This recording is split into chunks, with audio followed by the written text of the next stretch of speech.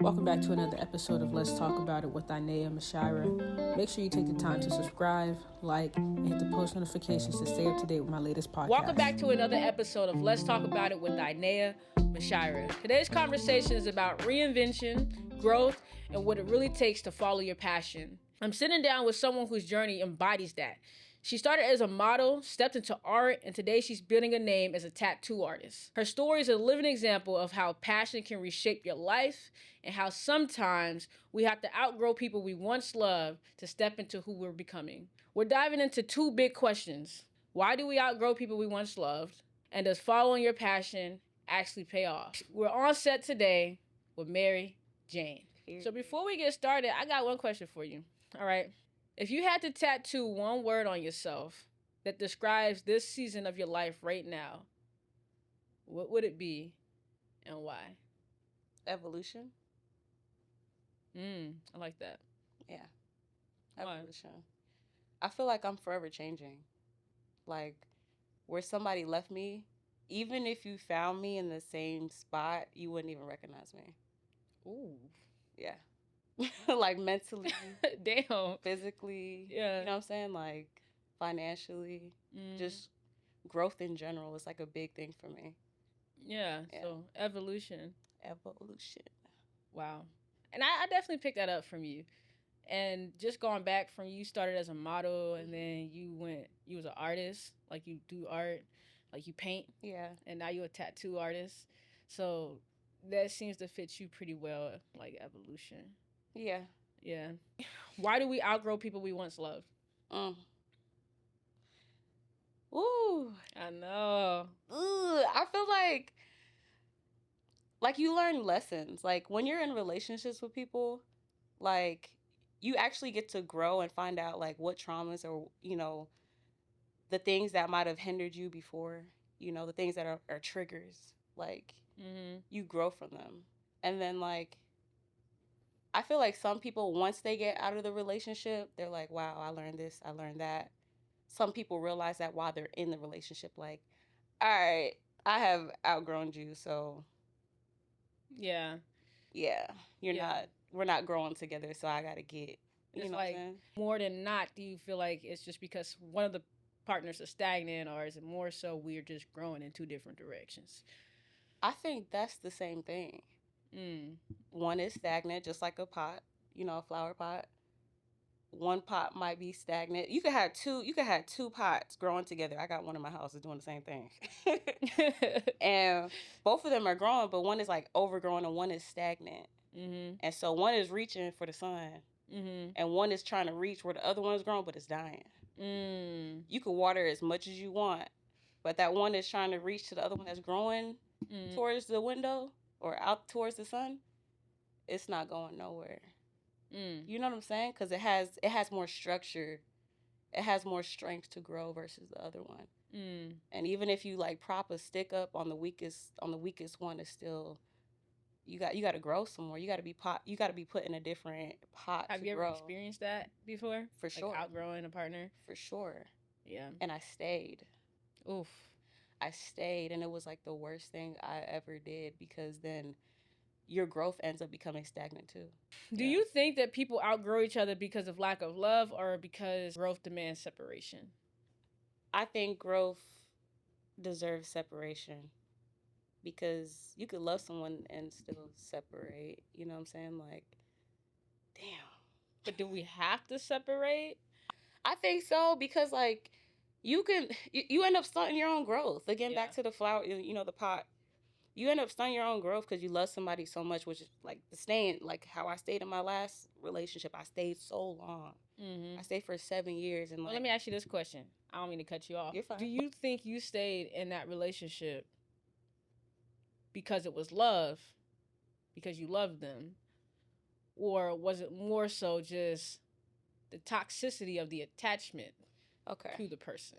I think while I was in it, I thought I stayed in it because of love.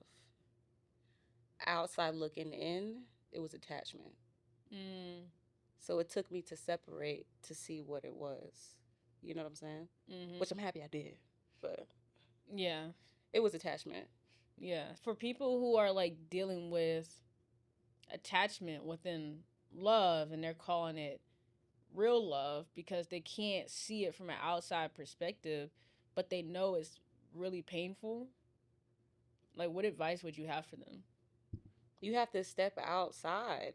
Like you have to listen to your intuition, really, because it'd be signs in the beginning of a relationship. It'd be signs showing over and over again. It'd be your body like rejecting the person, like. What's that? It'd be so many things that be happening that will make you like reject somebody, whether if it's your pH off, you know what I'm saying, bad luck happening, bad luck. Mm-hmm. And yeah, just get up out of there. Get up out of there. Yeah. Things they say that don't align. It's like, what? Yeah, they don't make you. If you love me, you wouldn't even say nothing like that. You know what I'm saying? Like, that's crazy. Yeah. Yes. So when it comes to dating, I used to think that if I'm a date, I'm gonna go all in and expect this person to be my forever person. Yeah. And I learned very quickly, you gonna have to probably filter through people until you meet your forever person. But until then, you believe that most relationships are seasonal? I hate that. Especially if they cross that line of relationship in some kind of way, whether it's sexual energy that you guys have exchanged, intimate energy that you guys have exchanged, that boundary of friendship that you've crossed. Can we go back to a lifetime friendship after that? I feel like that's hard. Like, well, everybody is different. I can't speak for everyone, but for me, it's like trying to be friends with someone that I connected so deeply with, and I'm trying to be your friend is very hard for me. You know, like I think it. I don't know. That's a touchy topic for me. I've seen people and know people that have done that. But I feel like it's just so intimate. But I feel like as I'm getting older, I'm like, okay, I can kind of see that kind of being a thing. But I feel like because of the time period that we live in, there's a lot of seasonal people versus old school love. It's like you meet someone and it's just like you guys are trying and like things happen. It's different now. I don't know. And like it's just different now. Why do you think like we've come to a place of things being so seasonal? Social media. Everybody, yes, you feel like you got access to everybody, like on your fingertips. Like, you know what I'm saying? Like you might be on Instagram and be like, oh this girl bad as hell. Oh she in Atlanta. I'm in Atlanta. Oh, she live in Doraville, or she live here. Boop. Or she live in New York. Boop. I can get that. It's at our fingertips now. You know what I'm saying? So it's easier for people to think like, they got options. Yeah. You know what I'm saying? No, I do understand because people have, this idea of unlimited inventory when it comes to people. So instead of valuing a good connection, a good person, a good relationship, and I'm not saying everybody's like this, but the majority of people or a lot of people I meet, it's just like they love being around a good person, but you don't value a good person because as soon as a tough season hits, well, there's other inventory out here. And it could just be, oh, this person's showing me too much attention, and then I didn't scratch a little trauma or something that somebody else did, and you like, I'm out. Right. You're too good to be true. I'm out. Right. You did this one little. I'm out. Right. I got options. Yeah. And it's like, damn, like you really just might have just missed that on your person for real, just because of that. You know what I'm saying? Right. Because people feel like they got inventory, or it's at a touch of a button. Especially in Atlanta, I feel like a lot of people don't grow up. To me, it feel like college. Honestly, it's like it's not just Atlanta. It's a lot of major cities like Atlanta, Texas, DC, New York is not really one of them, but there's like an area in VA that's like that too. But those major cities are like there's a high population of women. Mm-hmm. Well, it's high population of women, so like men feel like they have more options, or even women, they're like, oh, it's a lot of us, so I have more options. You know what I'm saying? Versus like the other cities, like you got you got Palm Beach, or like you got these other smaller cities where it's like there's an equal amount of ratio of men and women to where. But do you think too part of that Do you think it's necessarily like a ratio thing, or do you think it's how people were raised? So, for instance, for me, at some point I was raised around marriage. Mm-hmm. You know what I'm saying? Like, my mom been married for about 20 years now, or at least with my stepdad for about 20 years. They've been married probably for about 14 of those years. My dad passed away, so she remarried. Sorry about that. It's all good. I appreciate it. And then, like my cousins and them, they may not be married. Some of them married, but some of them just together forever type deal. You know what I'm saying? Ain't no paper, but you ain't going nowhere either type shit. So, like, I grew up around that. So, for me, because I grew up around those things, and then I also grew up in a, very religious household, too, I value, like, marriage. I value, like, partnership. I value commitment. You know what I'm saying? In a healthy way now that I've evolved. Yeah. But do you think a lot of it just has to do with how people grew up? Or do you think that a lot of it is just the environment that has been created in this era that we live in? I think both. I feel like a lot of people grow up with two parents that are together, which I did. And it's like, you want that. And then your environment has made it such a thing where it's like, well, everybody doing, so now you people pleasing. You know what I'm saying? Mm. Your man's is doing this and that, so now you want to do what your man's is doing. You know what I'm saying? Like, the girl ain't that bad, so you want to go. You know what I'm saying? Your friends saying, oh, she ain't that bad, she all right. So now you want to be, even though this person has everything you want. Mm-hmm. You know what I'm saying? And you really want marriage, and this person wants marriage and heading in the same direction as you, but now you fall in society. And now you. So you're saying like a lot of stuff is like superficial and just how you feel. For sure. Feel at the moment. Yeah. Mm-hmm. Yeah. Everybody want to be just like social media. They want to be liked. You know what I'm saying? They want what other people like. So I feel like the environment has influenced people to sway a different way, even if you grew up in the environment where you want a family. Yeah. For the people who are younger and growing up in these spaces, like, what would your advice be for them? You got to be true to yourself. Like, you can't be, like my mom would say, follow fashion. You can't be following everybody. You know what I'm saying? Like, you can't be doing what's high. You got to follow your heart and do what's right, like, at the end of the day, because what your friends or what anybody else is doing, it's not going to get you to where you need to be, you know? So, be yourself. Yeah. So, like, how has your faith tied in to who you are now when it comes to, like, your morals, when it comes to dating or filtering people out? I feel like my intuition that everybody has speaks to me a lot. Sometimes I listen, sometimes I don't. Half the time I don't. I'm stubborn. It's that Taurus in you. Yeah. It'd be like, it's a Scorpio too. I'd be like, oh yeah, I'd be fine with myself. I'd be like, I shouldn't leave it, but I can make it work. Whatever. But my intuition. So it's sometimes I listen, but I don't. And I feel like the person that I should be with should have some type of faith. You know, I don't really care if they're like in the church or whatever, but I feel like, especially like what I do with tattooing is definitely a spiritual practice. Okay. Yeah, I'm receiving and giving energy while I'm tattooing people, so I have to be in the right mind state, you know, to be touching these people. So, yeah. Yeah. Do you believe that energy exchange is real? This is why I asked this. I recently, within the last 6 months, because I don't want to give it an exact time frame, learned how real like energy exchange is from a situation that happened. I got somebody else's energy on me. And the way I knew that is because I always feel good. Even when I'm not good, I'm always good. Like, I always, at minimum, feel content. Yeah. And after, certain situation happened, the next day I don't feel good. And I'm like, whoa. So, like, I'm explaining, I'm talking on the phone to them. I'm like, yeah, I just feel this heaviness in my chest and like this anxiety and telling them what I feel. And they was like, oh, you must have got that from me. How can you explain to someone or younger people that, hey, this energetic exchange with this person, this shit is real? Whether it's a friend, a romantic partner, a sexual partner. I mean, it could be as real as you and your homegirl are hanging out and boom, her period come on, now your period come on. That's the first. You know what I'm saying? It's like, wait, you made my period come on early. It's like, no, I didn't. Yes, you did, because mine was like this date. That's one, right? Tattooing, whew, that's a whole nother beast.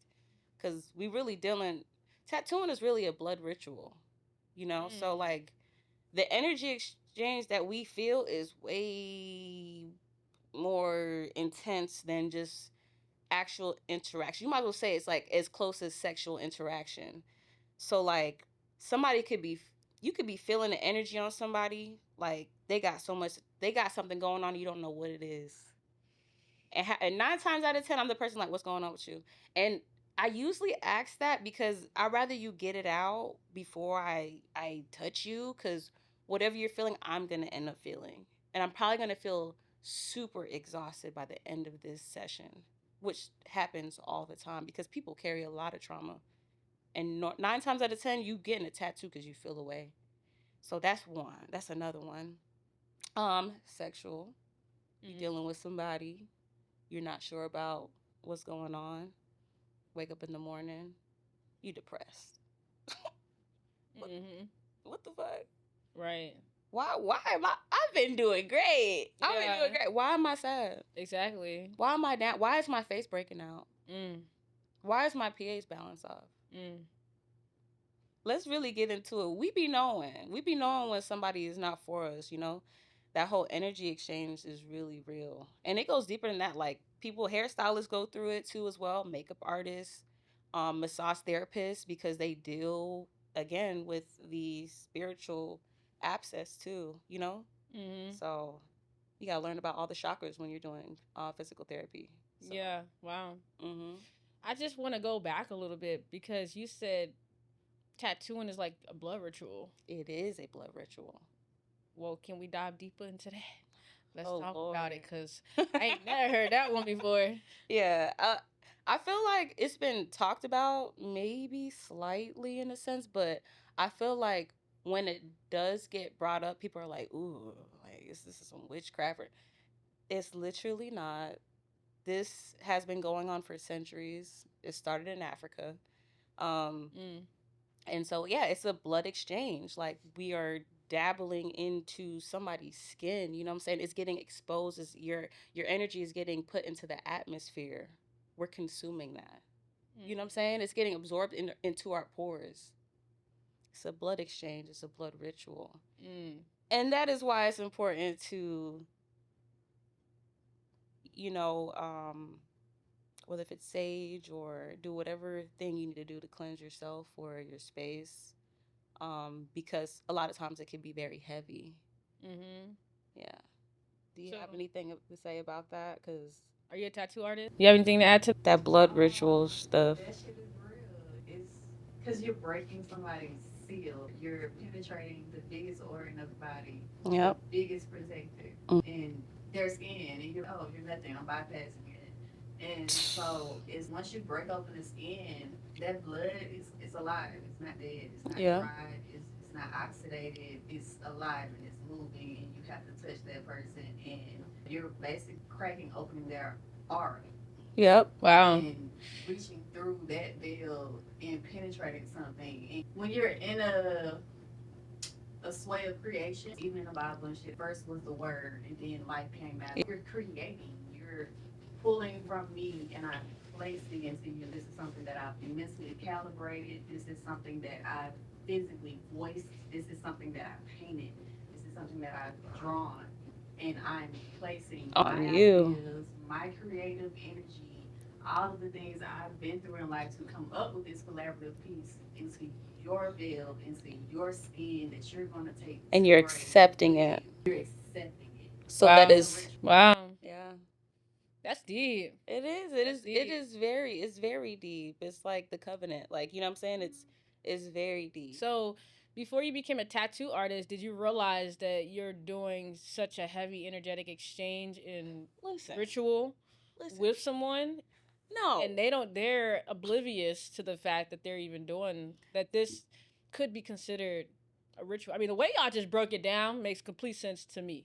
Listen, when I first started tattooing, I wanted to start tattooing since the age of 12. Yeah, I remember you telling me. When I seen my brother's homeboy, I was like, oh, he just look cool. Yeah. He fly. Right. I want to be fly. You know what I'm saying? Mm-hmm. Once I started getting tattooed that first stage, I was like, okay, this is cool. This is cool. This is cool. It wasn't until I moved to Atlanta where I lost myself. Like, I fell into depression. In Atlanta? Not just in Atlanta, just like my transition of being an artist. Like, from leaving Florida, coming to Atlanta, and I was still tattooing while I was depressed. I think me evolving out of that while still tattooing, I realized how sacred tattooing was. Wow. I was like, people are healing me. Some people drain me. But no matter what, I'm going to continue tattooing because I'm getting it's an energy exchange. You know what I'm saying? Something as good as coming up out of this. It's like I'm creating something, and people are accepting. Oh, this is amazing. I love this, and I'm like, it makes you feel good, yeah. But it's not just about on the outside. It's about what's in the inside. Yeah. You know what I'm saying? Yeah. Because they're accepting. So let's just tie that back into just connections with people, like in general, right? So do you believe that in a connection with someone, they can take on your light and your energy and love it so much while you're taking on their depression and heaviness and hate it so much? So now two of you guys are in this connection that maybe at once felt good. We're living two different experiences. You're enjoying my light and how grounded I am because I've put in the work, and you're not there, so I'm taking on your heaviness. I've been there.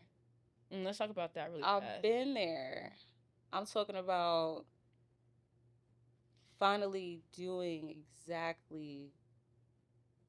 I'm just going to put it in layman terms, like, you're doing exactly what you wanted to do.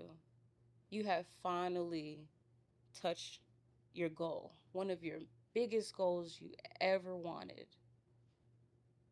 And the person you're with is like,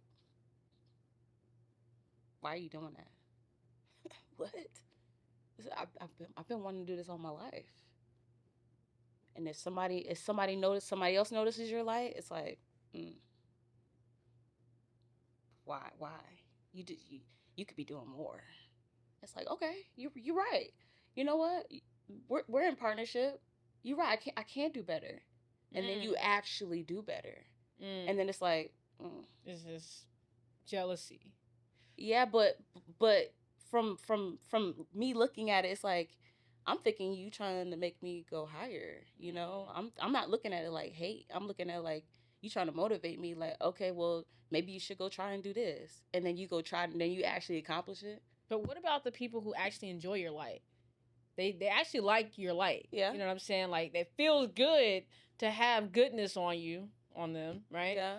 However, in that energetic exchange, you're taking on their heaviness. Have you experienced that? Yes, I have, all the time. I feel like that's my life. I honestly feel like that's my life, and I feel like as I get older, I'm learning how to, like, navigate through it, because it's hard sometimes.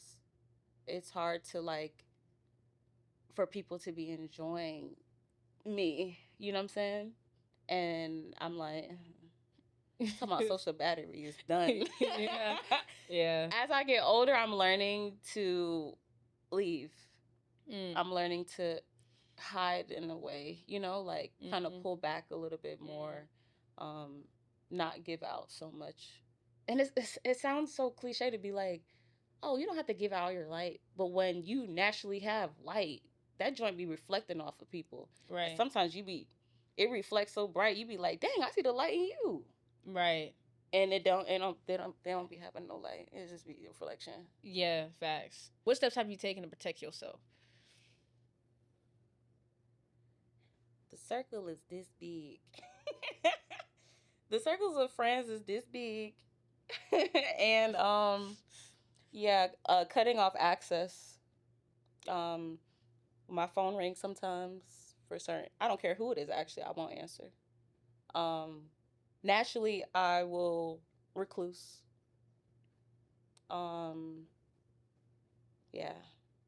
Less talking about. less taking on people's energy, whatever they have going on. Sometimes I'll be like, okay, well, I gotta go, cut the conversation short, Yeah. I might sage my house, every once in a while. Have little rituals.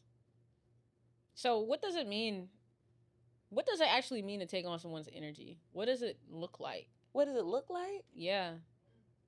Sometimes it's energetic, but sometimes physical. You could be exhausted. Okay, check this out. I'll be tattooing people, right?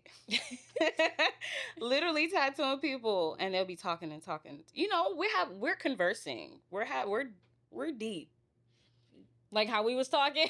Yeah, giving you all my business. No, it'd be like that because I'm a therapist too.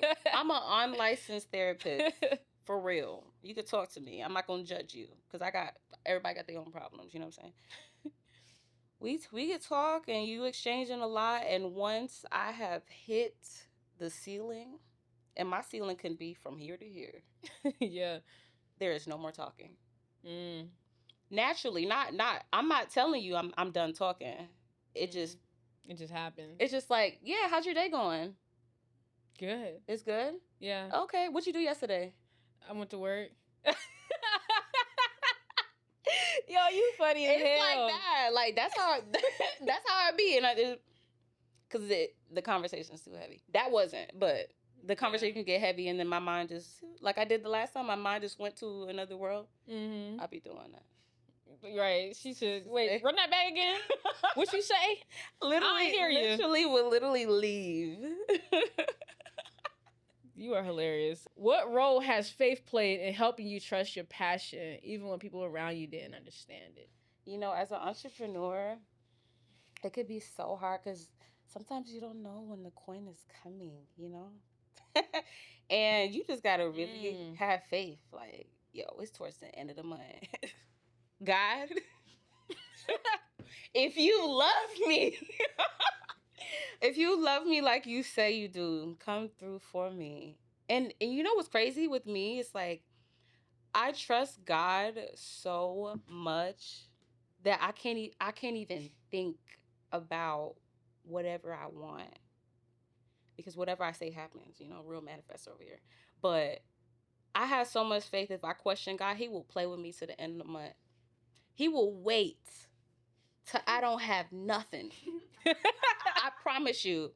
This is how you know God is good. He will wait, and he know I'm questioning him. And he be like, oh, you want to play with me? You gonna wait. I'm gonna wait till the 31st to give you a client. And I'm like, what the hell?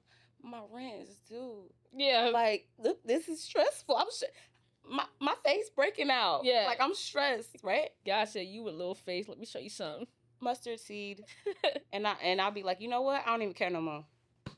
I don't even care anymore. And then boom, big client. And then boom, big. And I'll be like, you know what? Thank you, God. And 9 times out of 10, when I don't have nothing, I be moving like I do, because God is rich, And if he rich, I'm rich. You know what I'm saying? Like, limited. He got it, I got it. Yeah, period. And I'm grateful for this air I'm breathing. Say it. I'm happy that my eyes is open. I can walk and talk and think for myself. You know what I'm saying? Yeah. So if I don't have exactly what you're giving me, it's a reason why he didn't. And God is good. What helped you get to that point in your faith? Being an entrepreneur.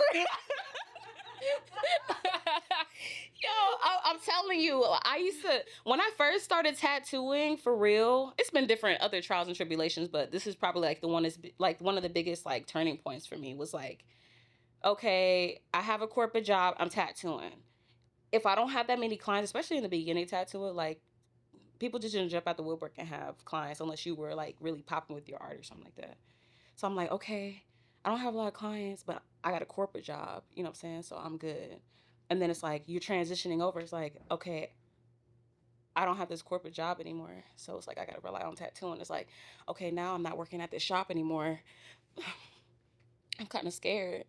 And like, I got to figure this out. But like, God keeps showing up for me every time, And then there's different aspects of my life that God has definitely showed up, and, where faith has jumped in and been like, you're good. You don't have to worry about this. You know, Right.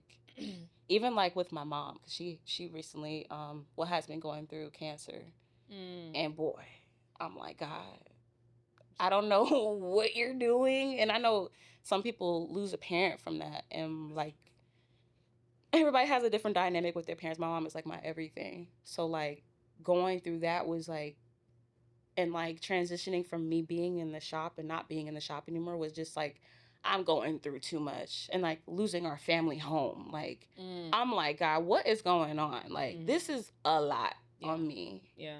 And he was just like, let it go. What do you worry about? You have everything that you need. Everything will be okay. Yeah. And I did. Yeah. I resonate with that story in a different way. Yeah. Right. I think the biggest turning point is when you have no choice but to surrender.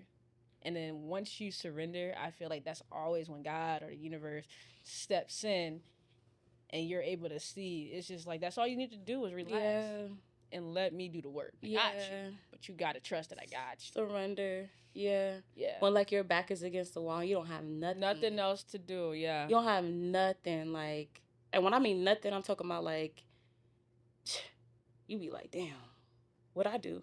Yeah. You start looking at yourself like you did something wrong. Like, what did I do? Yeah.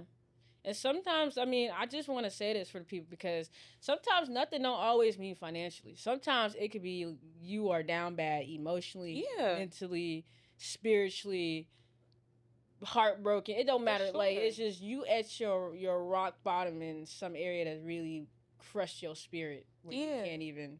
I did not think losing my childhood home would affect me so much. Wow. Like, I really just try to like forget about it, you know, like whatever, like it doesn't matter, I have somewhere to stay, whatever. And then I realized how much it was affecting my mom. Wow. And I'm just like, fuck, like this is the toughest thing I've ever been through. Like, I didn't think that would ever happen to me. You know.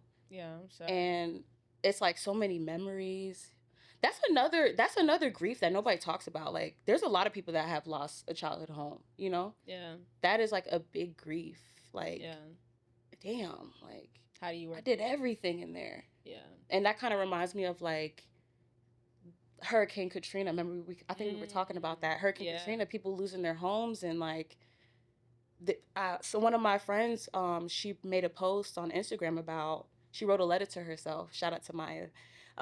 She wrote a letter to herself and was like, you know, I took my first steps in these homes, you know, where I said Papa for the first time, and, you know, where she learned how to speak the native language, and how she learned how to cook, and now her home is gone, you know, and she can, there's nothing to look, you know, back to, and that's trauma itself, like, you know. So it's like, I was there, like, I watched Hurricane Katrina on the news happen, you know. I couldn't imagine. And I did not think that I would be losing my home in a different way, but that trauma is still trauma. But of course, their trauma is way bigger than me losing what I lost. But that's still everything. Yeah, that's still. I think that it doesn't really matter, because what may look like trauma to me and feel devastating doesn't make anyone else's smaller, because that feels as devastating to them. Yeah. I think it's about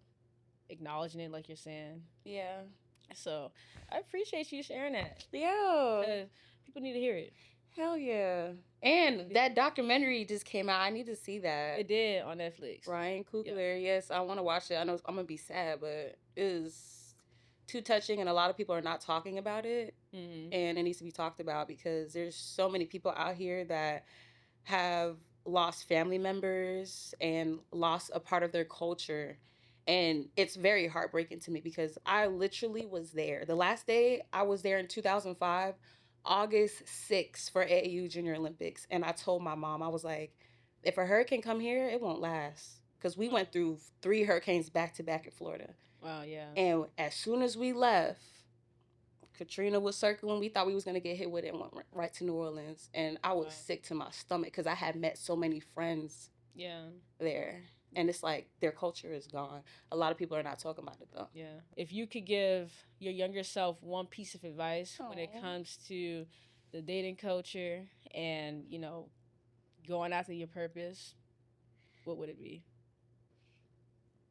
Well, the advice that I would give my younger self is still to be true to yourself. Make yourself happy. Accomplish all your dreams. It is okay if people think you're weird because you're actually a very intelligent, special girl, and keep going. Period. Yeah. I love that. Yeah. And I'm proud of you. Period. I'm proud of you too, girl. Thank you. Well, I really hope that you guys enjoy this podcast. This was definitely deep. And we needed to go deep, and we're going to continue to go deep. So make sure that y'all stay tuned. Make sure that y'all look out for the next episode. And if you haven't, please take 10 seconds, if that, to just like, comment, and most definitely subscribe. A lot of people watch the episodes, but they're not subscribed, so you're not able to keep up with the actual content. So make sure you subscribe and send this to someone who needs it. And until next time, we'll see you soon. Peace. The love that you deserve starts with you. The love that you need, it starts with you. When you begin to love yourself, trust yourself, care for yourself the way you care for others, eventually the universe will align you. The people that's supposed to be in your life that will match you on that frequency. Anytime you look for love outside of yourself, yes,